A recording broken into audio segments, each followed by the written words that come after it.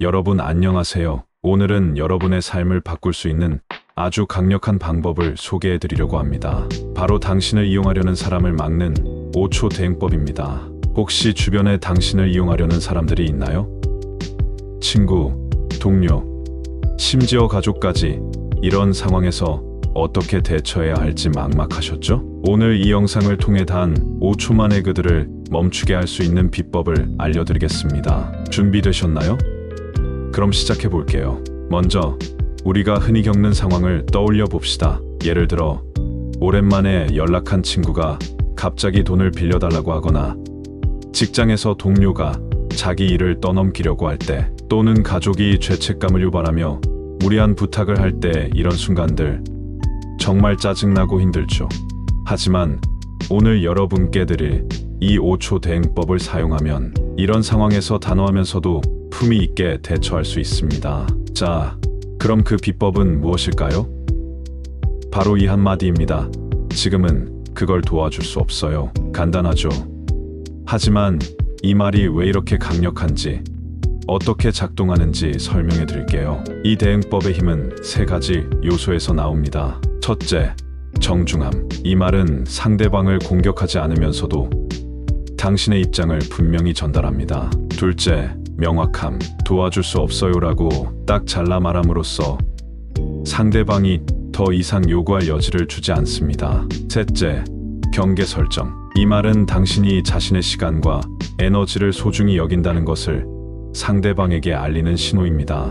이제 이 대응법을 다양한 상황에 맞게 변형해서 사용할 수 있는 방법도 알려드릴게요. 예를 들어 돈을 빌려달라는 친구에게 지금은 돈을 빌려줄 수 있는 상황이 아니에요. 일을 떠넘기려는 동료에게 지금은 제 일로 너무 바빠서 도와드릴 수 없어요. 죄책감을 유발하는 가족에게 그 마음은 이해하지만 지금은 제 상황을 먼저 챙겨야 해요. 이렇게 상황에 맞게 약간씩 변형해서 사용하면 됩니다. 중요한 건 이 말을 할 때 단호하고 자신감 있는 톤으로 말하는 거예요. 상대방이 당신의 결정을 존중하게 만들려면 목소리와 태도가 중요합니다.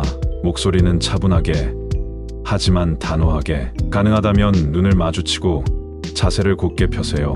이게 바로 나는 진심이다라는 메시지를 전달하는 방법입니다. 이제 여러분이 걱정하실 만한 부분을 짚어볼게요. 아마 이런 생각하실 거예요.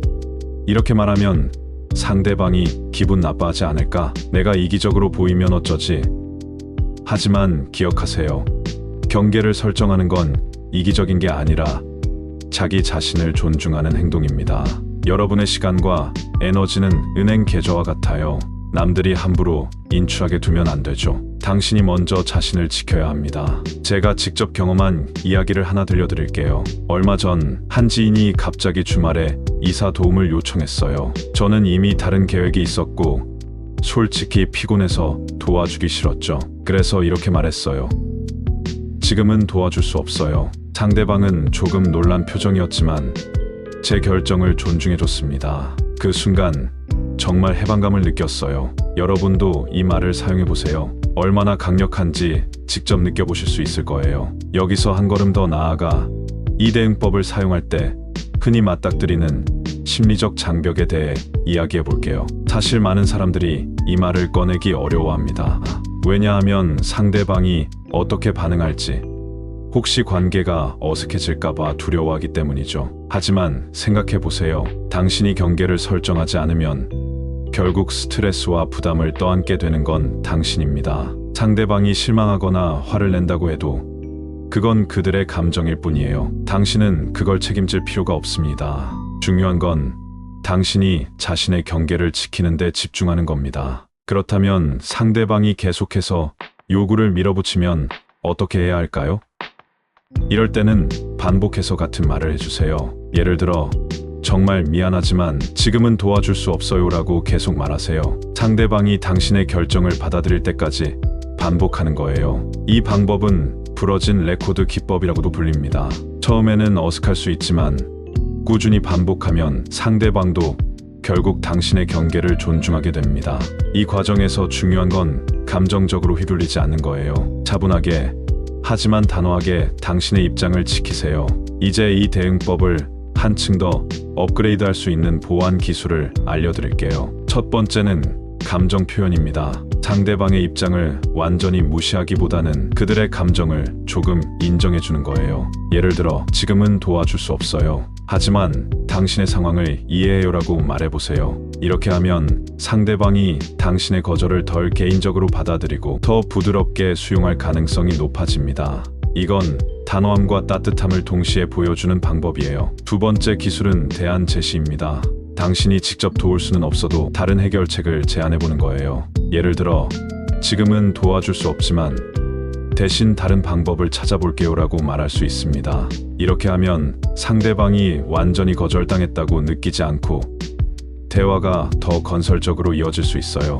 물론 이 대안을 제시할 때는 당신이 감당할 수 있는 범위 내에서만 약속해야 합니다. 또 다른 부담을 떠안는 일이 없도록 주의하세요.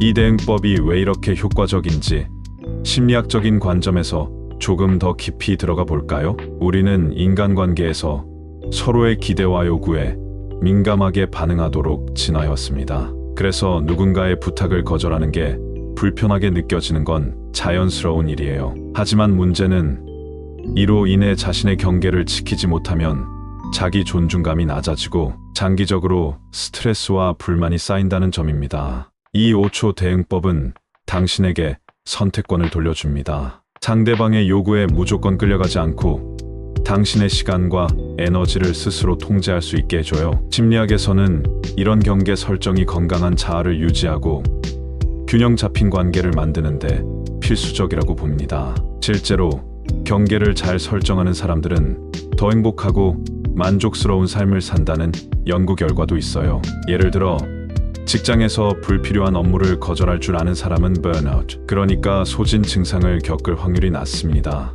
마찬가지로 개인적인 관계에서도 자신의 한계를 분명히 아는 사람은 상대방과 더 진솔하고 건강한 연결을 유지할 수 있어요.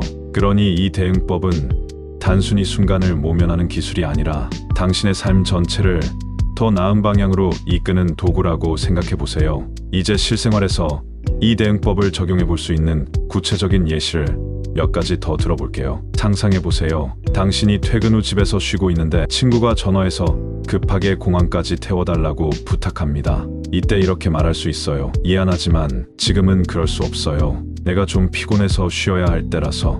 또 다른 상황으로는 직장 상사가 당신의 업무 범위를 넘어서는 일을 부탁할 때가 있죠. 그럴 땐 이렇게 대응해 보세요. 지금은 제 기존 업무로 손이 꽉 차 있어서 그걸 맡을 수 없어요. 필요하면 다른 팀원과 논의해보는 게 어떨까요? 이런 식으로 상황마다 약간씩 변형해서 써보세요. 연습할수록 자연스러워질 겁니다. 마지막으로 이 대응법을 실천하는 여러분에게 동기부여의 메시지를 드릴게요. 이 한마디를 사용하는 순간 여러분은 단순히 부탁을 거절하는 게 아니라 자신의 삶에 대한 주도권을 쥐는 겁니다. 당신은 불필요한 스트레스에서 벗어나고 더 중요한 일에 시간과 에너지를 쏟을 수 있게 됩니다. 자기 개발을 위한 책을 읽거나 가족과 보내는 시간을 늘리거나 그냥 조용히 나만의 시간을 즐기는 거예요. 이런 작은 변화들이 쌓이면 여러분의 삶은 훨씬 더 풍요로워질 겁니다. 당신은 소중한 사람이에요. 그러니 당신을 이용하려는 사람들로부터 자신을 지키는 걸 주저하지 마세요. 이제 여러분 차례입니다. 이 대응법을 실제로 사용해 보시고 어떤 변화가 있었는지 댓글로 공유해 주세요. 여러분의 이야기가 다른 구독자들에게도 큰 영감과 도움이 될 거예요. 그리고 이 영상이 유용하셨다면 좋아요와 구독 버튼을 눌러주세요. 지혜로운 오디오에서 더 많은 실용적인 지혜를 전해드릴게요. 진정한 지혜는 단지 아는 것이 아니라 행동으로 옮기는 용기에서 나옵니다. 여러분 모두 지혜롭게 그리고 용기 있게 살아가시길 바랍니다. 그럼 다음 영상에서 만나요.